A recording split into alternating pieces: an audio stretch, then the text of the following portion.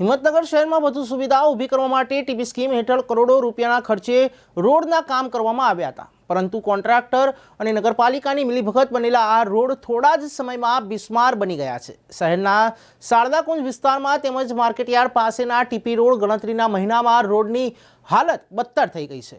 મસમોટા tax ઉઘરાવતી પાલિકા contractor સામે કાર્યવાહી કરવાનું તો ઠીક, રોડના સમારકામ મુનાસિબ ન સમજતા શહેરીજનો અને વાહન ચાલકોમાં ભારે રોષ જોવા મળી રહ્યો છે। હિંમતનગર નગરપાલિકાના ઘણા વિસ્તારોમાં ટીપી રોડો બનાવવામાં આવ્યા છે, બીજા ઘણી જગ્યા પર આરસીસી રોડ બનાવવામાં આવે છે, ડોમર રોડ બનાવવામાં આવે, પરંતુ 4 મહિના 5 મહિના સુધી રોડ અમને સારા લાગે અને ભાઈ રસ્તા ઉપર અમે નીકળીએ ને તો અમારે કમર દુખાવા આવે છે। અમે ઘણી જગ્યા ઉપર જઈએ, જૂના રસ્તા જોવા જઈએ, રાજા મહારાજાના રસ્તા હજુ સુધી સારા હોય, પથ્થરના રસ્તા કેનાલ ઉપર જઈએ ને તો એ કમ્પ્લીટ રસ્તાઓને કેનાલના પુલ તૂટી જતા હોય, એવા ને એવા અમારા હિંમતનગરમાં ટીપી રોડ અહીંયા બનાવવામાં આવ્યો છે, એટલે કરોડોના ખર્ચે એ તૂટી ગયેલા છે।